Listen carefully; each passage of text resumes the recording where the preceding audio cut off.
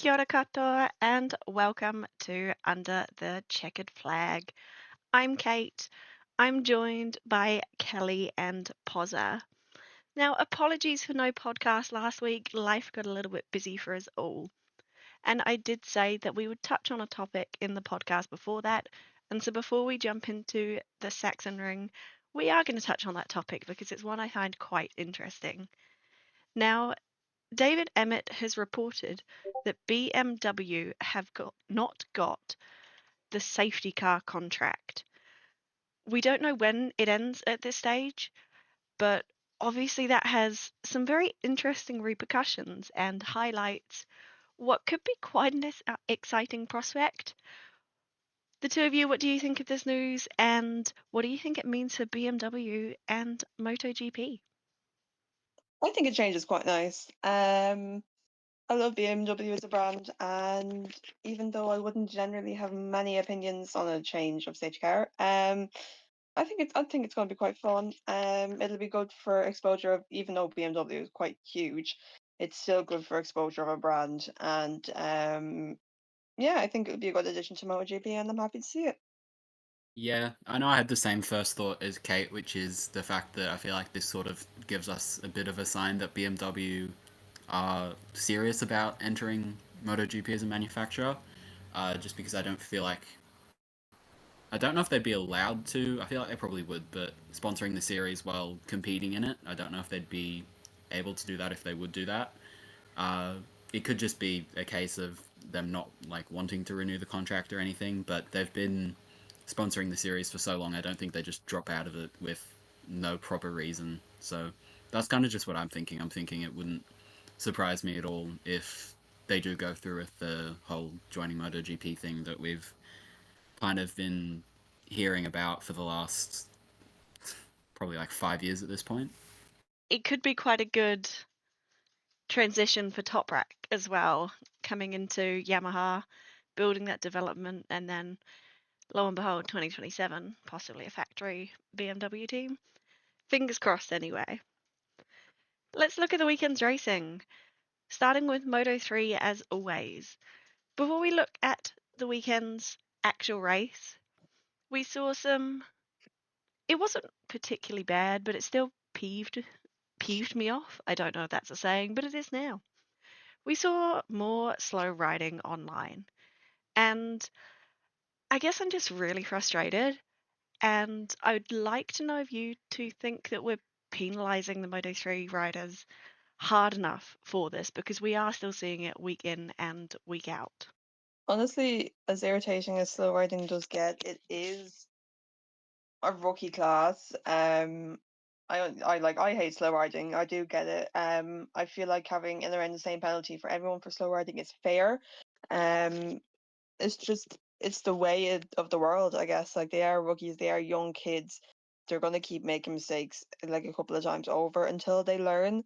That's just unfortunately the way it is. I don't see or feel the need to change the penalty just because it's happening a bit more than in other classes, but yeah, as irritating as it is, I do hate it. That's just the way it is. We're going to have to kind of get used to it. Yeah, I find this topic quite interesting because I was having a look at the race director's notes before, I think it was Mugello, and it actually says in there that the Moto 3 riders are supposed to be penalized sort of harsher than the Moto 2 and Moto 3 riders because of the fact that they're young and inexperienced and don't like really know what's acceptable and what's not yet. And the slow riding sort of issue has been prevalent for like a number of years now. And I think my main issue is the stewards always say they're going to come down hard on it, and they almost never do. So I feel like all that needs to happen is they just follow through that, give the harsh penalties. Naturally, riders don't enjoy getting penalised, I would imagine. Might be a few exceptions to that, but yeah, I feel like eventually that'd sort of whittle out all of the antics that we see because we've seen in the past slow riding can make a big group, can cause crashes, and it can just be overall dangerous. Yeah, it's one of the things where we want the stewards to just do as they'll say as well. They are getting better, and we will be mentioning the stewards again a little bit later on. It seems to be one of our favourite topics. So looking at Moto3 and the race itself, it was another exciting race with lots of chopping and changing. It was a really good battle, and I do want to shout out Alvaro Carpe. We know he's talented, and he copped a long lap penalty for a sketchy move in turn one. At first, I thought it was a bit aggressive, but when we saw the replay, I do have to admit it was a single long lap penalty, and that was given. It dropped him back to, I think, like 24th or 25th. He came across the line 21st, and then he fought his way back to 5th. That was just a really good, solid result, and I absolutely, yeah, I'm really into the way he rides and the way he races. We also have to give a massive shout out to Kiwi Cormac Buchanan. So it's good to start seeing him up the field a little bit. And at one point he was P3. He admitted that he couldn't, tough it out. He made a few mistakes, but he's a rookie. He's allowed to make mistakes. So he came home in P9, his best result of the season. And the podium was Jose Antonio Rueda, Maximo Quiles, and David Munoz. What were your thoughts on the race?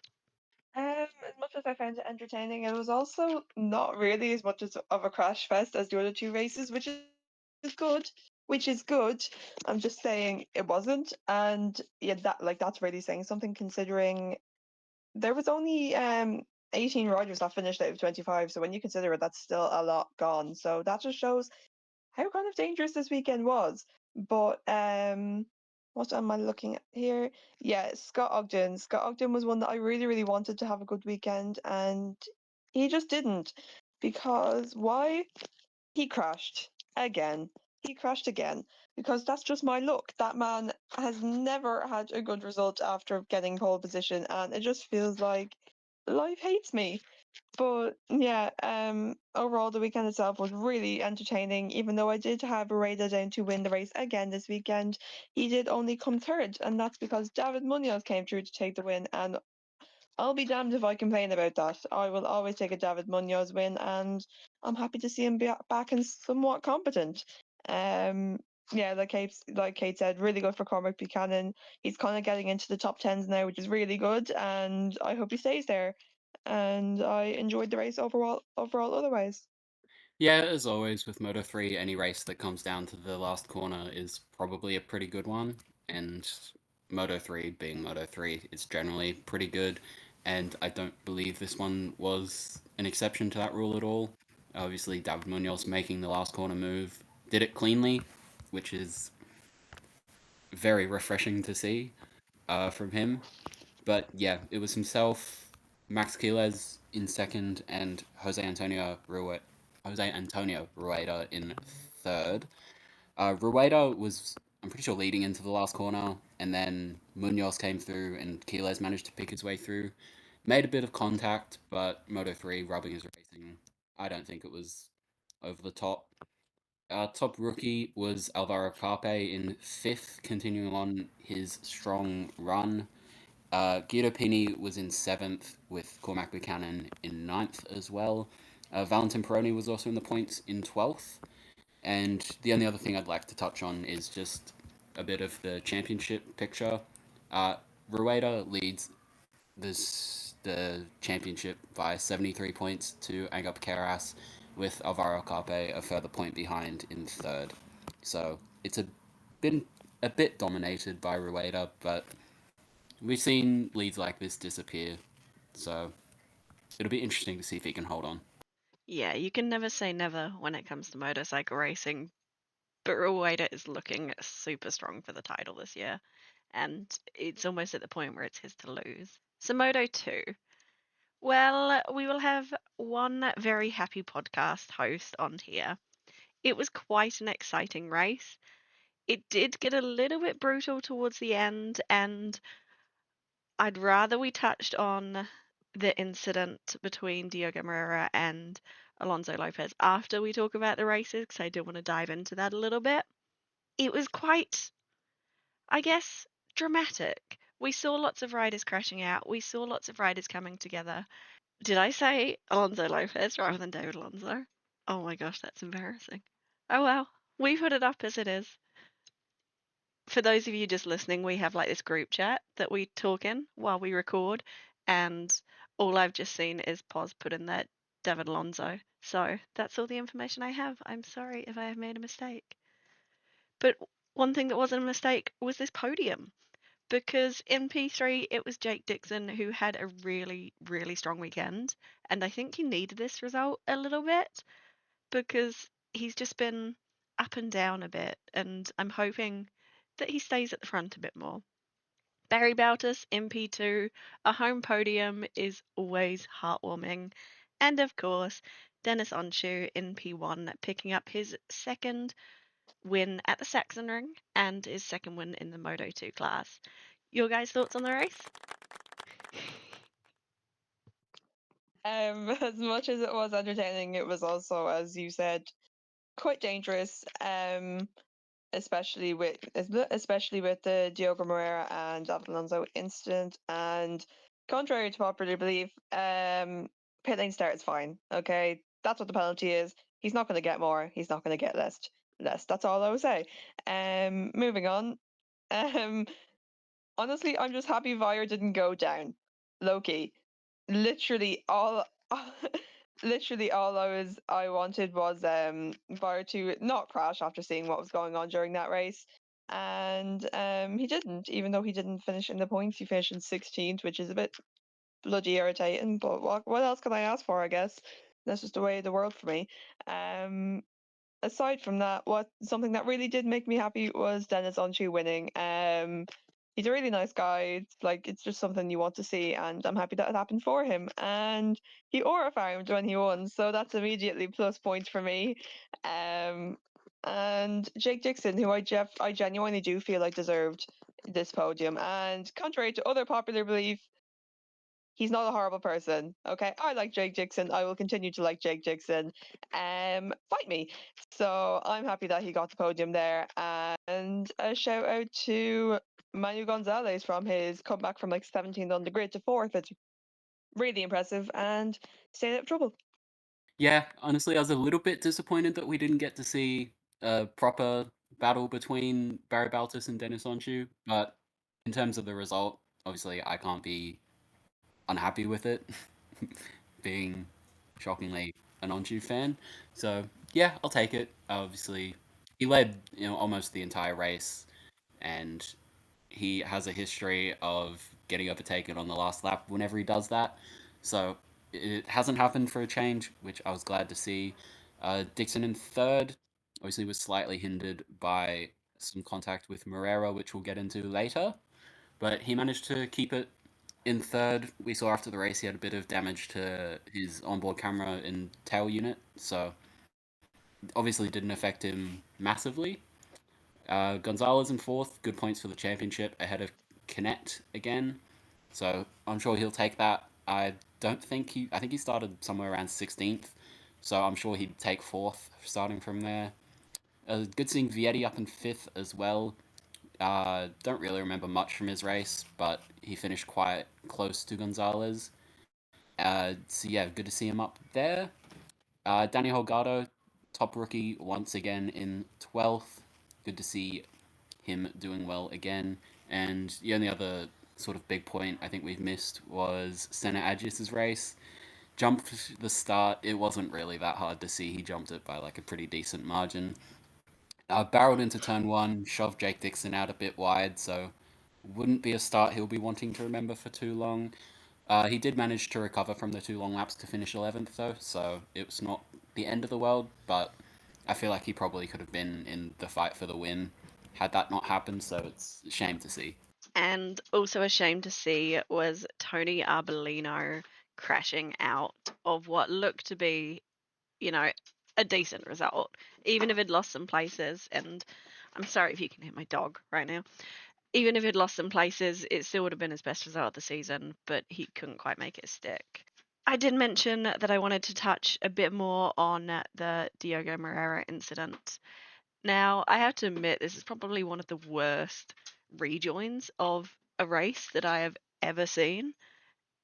What happens is Diogo goes off the track, goes through the gravel trip, stays upright, which is pretty darn impressive, But then he comes straight back onto the racing line on the track. He didn't look over his shoulder. David Alonso is there, and he just barrels straight into the back of him. He had nowhere to go, and they both crash out. Fortunately, it does look like they're both all right, but yeah, this is just a shocking incident. I don't know what Diogo was thinking, honestly. I personally do think that his pit lane start penalty is a bit light. I personally would have gone with a race ban, and that's me as a very big Diogo Moreira fan. What do you guys think about this move and the penalty? Was it, too harsh, too light? Just overall thoughts. Okay, yeah, so I'm a bit of an idiot and I said it in the middle of my Mode 2 thing 'cause we generally do that. But it's a fair penalty. It's the penalty these people get. An unsafe rejoin is a pit lane start. That is the end of it. There's nothing more, nothing less. Twitter journalists can there's nothing, okay? It is literally that. That is the way it goes. Diogo Moreira made a mistake. David Alonso knows Diogo Moreira made a mistake. They're friends, they're besties, they're cool with it. It's all cool. So let's leave it at that.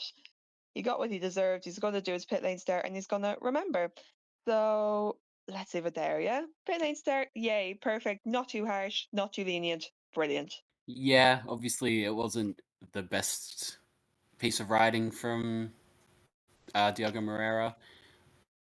If he had have looked over his shoulder at any point, I'd probably give him a bit more leeway, just because obviously that part of the track's very hard to rejoin at if you go off, being the racing line being right on the inside of the corner, and he would have been on some wet grass since there was rain earlier. But yeah, the move on Jake Dixon that initially caused him to go off was never really on, and again, he's just blindly rejoined the track with the whole group behind him. And even if David Alonso had have managed to sort of sit up and avoid him, I feel like he would have been rear-ended by Canet. So there's nothing Alonso could really do. Obviously, the full blame's on Moreira for it, and I feel like a pit lane start will. I feel like that sort of covers it. It could have been a race ban, I feel like, but I feel like a pit lane start will sort of hopefully straighten that out and make sure it doesn't happen again. Uh, yeah, because a pit lane start in Moto 2 is like a pretty big penalty as it is. So I think it's been penalised enough personally. It's nice when we get a little bit of disagreement in the podcast. It's good for views. I like this. Looking at the MotoGP class then. And first up, as an LCR fangirl, I have to say a superb qualifying from Zarco. P2 on a Honda. Admittedly, it was in the wet. Unfortunately, in typical Honda fashion, he could not translate this into anything. He went backwards in the sprint, and if I'm honest, not a lot else I can recall from this sprint other than that horrific crash for Franco Morbidelli. And my co-workers aren't MotoGP fans, but they were all asking me about Franco Morbidelli because everyone's seen the incident on Twitter because, Dorna's got to post those crashes for the views. It was a tumbled out crash, and we wish him a very speedy recovery. His leathers were open. It was pretty freaky, but overall, avoided serious injury. It was a great result on the podium with Fabio Quartararo in P3 picking up his first sprint podium in ages. In P2, Marco Bezzecchi. I feel like whenever Jorge Martin's in the media, Marco Bezzecchi just pops out and whips out a podium. And in P1 was Marc Marquez. Thoughts on the sprint? I think the same as every other weekend. It's kind of the least exciting race of the weekend, and I want to say it. I want to say it is, even though I do absolutely love Marco Bezzecchi. I love him to bits. I'm so happy that he's finally coming out of his shell a little bit. I'm seeing glimpses of 2023 Bezzecchi in there, and I'm so happy that he's just kind of back. Um, Not in title contention, but might be a possibility next year. Maybe, hopefully. Let us pray. But yeah, aside from that, wasn't an overall, amazing wow race, but still enjoyable to watch. Francesco Bagnaia in P12, nobody actually knows what's going on with him. He doesn't know himself because I'm in his little Instagram chat thingy, whatever it is. And every weekend it's the same thing. He does not know what's going wrong. So that's kind of interesting to see because he just doesn't know why he's so slow. Um, yeah, Franco Morbidelli, bad crash. It's really, really not nice. It wasn't nice to look at. Like Kate said, his leathers were open. It was really freaky. And contrary to some belief, just because I don't like him doesn't mean I want him injured. So I really hope he has a speedy recovery. Really scary crash, and I hope it was nothing serious as what was kind of what I saw.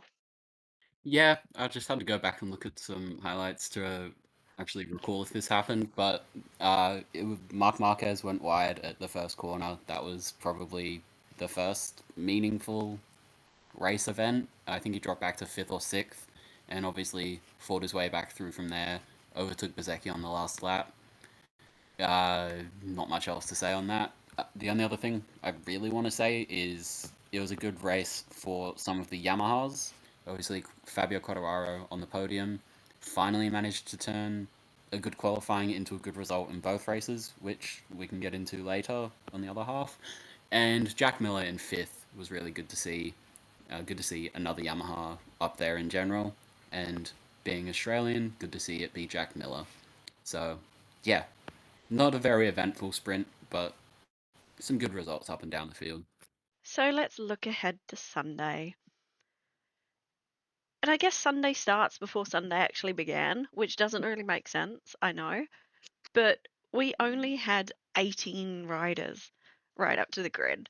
And it's at that point, it's already, if you stay on, you're basically guaranteed points. And that's what I was going into this weekend thinking. I'm like, yes, we're going to get some good points for some of the people that we don't normally see.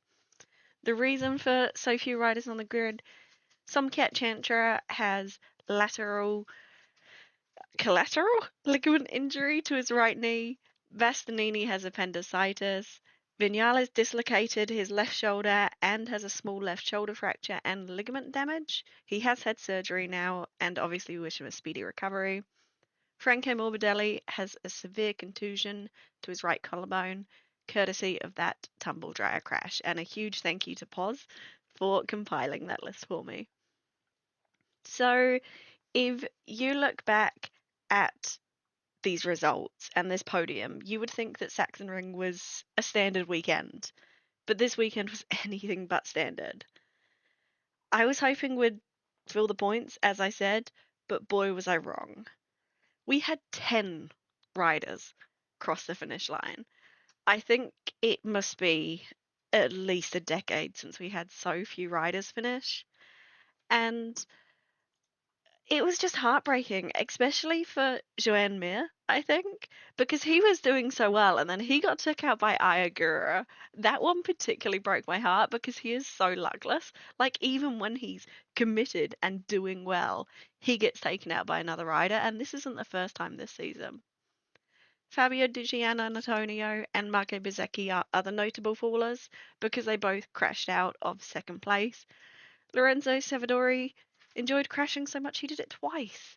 It was just absolutely brutal. At the end of the day, the podium was one we've seen so much. Pecco Bagnaia in P3, Alex Marquez in P2, and Marc Marquez in P1. Tell me your thoughts on this, basically, battle of survival. I don't want to talk about it, right? Marco Bezzecchi in P2. I was so excited. I thought he had a chance at the win. Okay, he had it yesterday, or he had it on the Saturday, and I was so excited. And I was like, "Yes, I'm so ready for this." No, just like break my heart physically. I guess just like crumble it in your hands. That's totally bloody fine. But they did that, and he fell, and I was devastated. And I really don't want to talk about it because it makes me sad because I actually did believe he can get some good points. But screw what I want in life, I guess. We only had 10 finishers, so even the person in last place in this race got 6 points. That's how bad it was. Everyone went down. Poor Joan Mir has crashed once again, not by his own doing. Mostly generally not by his own doing, but the man has no luck, and I do feel awful for him, and I genuinely hope that he gets some points soon. Um, Shame for Igor as well. It was technically his fault, but it wasn't really his fault for taking out Joe on Mir. So I don't blame him, and I hope he is better races soon. Salvadori's second crash did look quite ouch. So hopefully he's doing okay because we will need him to keep up with Jorge Martin, replacing him. Probably if because I genuinely don't believe that Jorge will be in. Yeah, but I just don't believe that Martin will be back in the sport for long. So I feel like Salvador is on a bit of a back call. So yeah, aside from that, Pedro Acosta also crashed, was in a good point scoring position. Damn it, I guess. But my biggest talking point is probably Luca Marini, who finished sixth. I don't know how he managed to do it, considering he's just back from injury, but he managed to keep behind Brad Binder, Jack Miller, Raul Fernandez, and Alex Rins, and was fighting Fermin Aldeguer. Okay, that's some pretty impressive stuff. So I'm gonna leave it there. Good race, and I enjoyed it. Yeah, I have come prepared with the stat of the last race that had 10 finishes. It was Phillip Island in 2011, and that was a race where only 15 riders started because of some injuries. So at that point, it would have been whoever finished got points as it is. But yeah, 10 finishes in that one as well. Aside from that, obviously we got another Marquez Bagnaia podium somehow, uh, with Di Giannantonio and Bezecchi throwing it away from second. Neither of which I wanted to see because it's nice seeing others up there. But on the other side of what I was saying in the sprint, Fabio Quartararo was in fourth, so good to see him finally capitalize on a good qualifying to put in two good results. Fermin Aldeguer was top rookie in fifth, and as Kelly said, shout out to Luca Marini with his injury being on the left side of his body at the Sachsenring, which is a track that has pretty much every corner going to the left. It was impressive to see. And then, yeah, Brad Binder, Jack Miller, Ralph Fernandez, and Alex Rins completed the points. It was a very spread out race with Rins finishing 40 seconds behind Mark. But yeah, a proper race of survival. To round out our podcast this week, we are going to be going through our rider of the weekend. Now, I'm pretty sure I went first last time, so I'm not going first this time. So, one of you jump in with your rider of the weekend. Right, okay. Might be stupid to some, but I wanted Luca Marini. And then I came in the chat this morning, and then Poz was like, "Oh, I wanted Luca Marini." I was devastated for 5 seconds, and then he was like, "Oh, I'm being sarcastic." So thanks for that, Poz. But yeah, honestly, I understand that his sprint wasn't great. He was kind of in the lower end of the field, which is where you would expect that Honda to be. But then he came back in the Grand Prix and he finished sixth. It was mighty. It was brilliant. It was beautiful. And honestly, yeah, like Honda's best result really in a very long time. So I am very happy with that. I will take it. And Luca, please, for the love of everything, get some more points. I would love it. Honda would love it. It means they won't kick you out. Please don't let them kick you out. So yeah, he's my rider of the weekend. Yeah, I was going to give a special shout out to Luca Marini as it is anyway, but it's not who I've gone for. We're all going to be extremely shocked at who I've gone for. Obviously, Dennis Onchu and Moto 2, just because I'm biased and I have no shame. Uh, First time at the track on a Moto 2 bike, led essentially every lap, and looked pretty comfortable doing so. So, yeah, that's really my only reasoning. Much like Kelly this morning, I jumped on the chat and was considering Luca Marini, and then Poz said that he was going for Luca Marini, and he duped us both. And that pretty much sums up Poz's personality. Unfortunately, Kelly has now stolen my ride of the race, so we're going to go out on a little bit of a limb. And Dennis was my backup, which is typical because we know Poz goes for him. So I'm just going to go with Barry Bautis because it was his home race and he got a home podium and he is having such a strong season. We love Barry. I don't actually know anyone who doesn't love Barry just because he's such a top bloke. And yeah, overall, I just think it was a great weekend for him, and hopefully we see more results of this. That's it for us for this week. And yes, I know Barry Bottas isn't actually, this is his closest race to home, so it counts as a home race. Next week, we are going to the Czech Grand Prix, and we are very excited. Now, we are going to start releasing these on Tuesdays just because Monday is a training night for me, and it can be a bit temperamental for Poz and Kelly as well. So we'll be back next Tuesday and look forward to speaking with you then.